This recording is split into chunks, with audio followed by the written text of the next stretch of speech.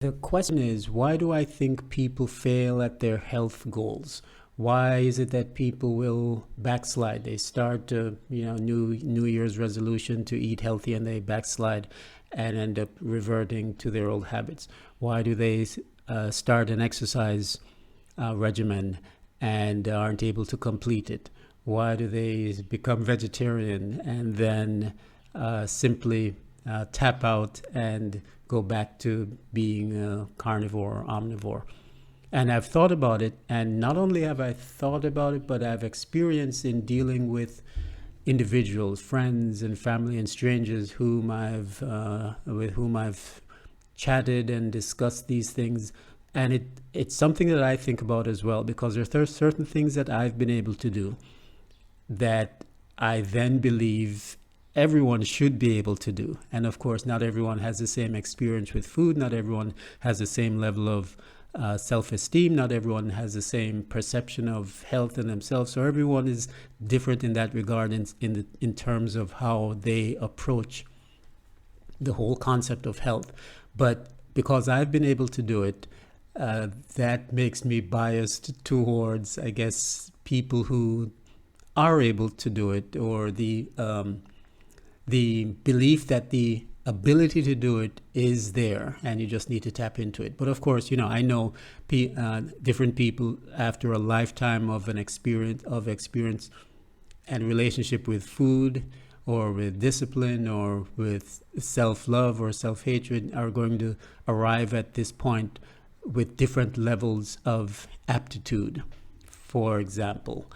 So I understand that. However, in just thinking about it, and having certain conversations, I realize that there are certain things that keep popping up that I'd like to suggest to you that you think about, because a lot of times, if you understand what's going on in your mind or in the mind of others, it might, one, definitely make you more empathetic to their situation, but it might help you to gear your approach. If your approach, let's say, is to help them get over a particular mental or emotional block, if you understand what some of those are, then you might be in a better position. And again, I'll just mention that I'm not a medical practitioner, nor am I a psychologist or a psychiatrist. This is just my opinion based on what I've encountered. And it's in no particular order, but this is what has come to me over the years. One of the main reasons that people slide backwards is they actually believe that health is random. They believe that a spiteful and vengeful deity strikes them down with cancer, or diabetes or whatever, and there's no correlation between their dietary habits, their lifestyle, and their health outcomes. And as I always say on this channel, the more removed you are from what's natural, is the more your health outcomes are going to reflect what's considered normal. And that's not a good thing.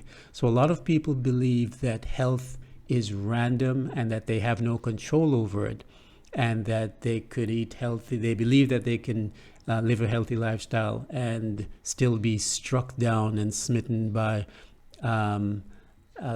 cancer, which to some degree is true. But because they believe it's all random, then they never take the appropriate steps to take more control and become their own authority. The second reason, I think, is that they don't feel empowered. They think it's all complicated. They believe you need a degree to understand health, and they follow the so-called experts rather than natural law. So they don't feel empowered and feel they have the intellectual or educational or mental capacity to have the faith in the decisions that they need to make in order to eat healthy. They believe they need the 6 o'clock news. They believe that they need a doctor to advise them on how to eat and to follow natural law, as it were, to eat healthy. So they don't feel empowered. Next, people are addicted to pleasure. Obviously, after a lifetime of eating food simply for pleasure, they're addicted to it and simply can't pull themselves out of it. And They think that eating is only about pleasure. They believe that the purpose of eating is simply to eat the best tasting food possible. And as I've suggested in another video, there are actually 4 reasons to eat food. So check out that video and you'll see some more. They believe that we're all flying blind.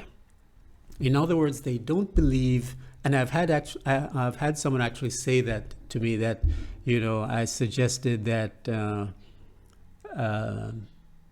that they not follow the ever-changing 6 o'clock news that tells you one day that eggs are bad and another day that eggs are good, and, you know, so that they can make a decision and stick to it and actually have better outcomes. And they said something to the effect of, well, you know, we really don't know, we're all just flying blind, which I thought was a very profound statement, in the sense that people really don't believe that the truth exists when it comes to the body's operation. They really believe that we're all just figuring it out, which in some way I would admit is true.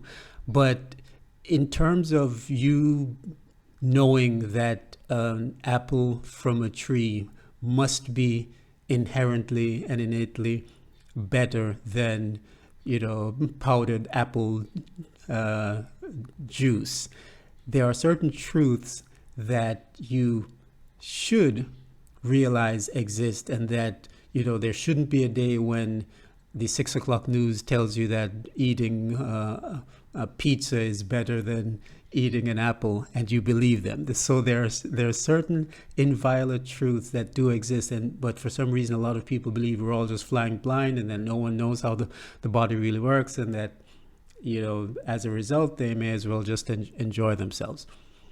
Another reason is simply that people lack the discipline, and that goes along with the pleasure principle as well. People lack the discipline to actually do the things they want to do. I've always maintained, whether it's starting a business, whether it's jumping out and escaping the rat race, whether it's becoming a nomadpreneur, anything of any value that you do is going to require courage and discipline.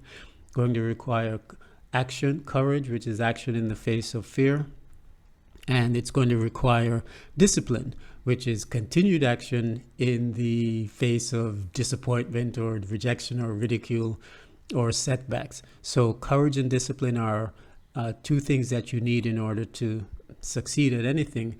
And a lot of people simply don't have the discipline. They are into instant gratification. That's how they've been raised. So they don't have the ability to refrain from any activities for any length of time. They haven't developed that discipline.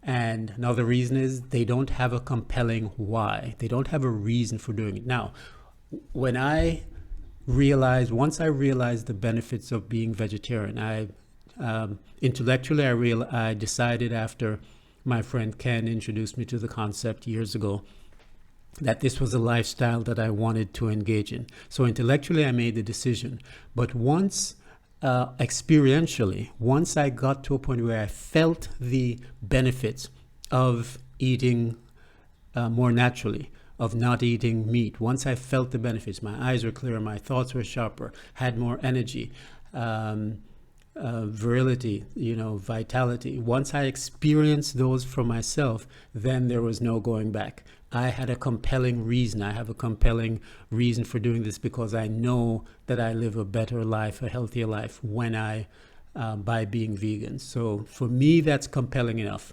Might not be for other people, but if you have a compelling why, perhaps you want to do it for your children, perhaps you want to do it for your parents who you want to take care of. But if you have a reason for doing the things you do, then your reason why might be compelling enough for you to maintain.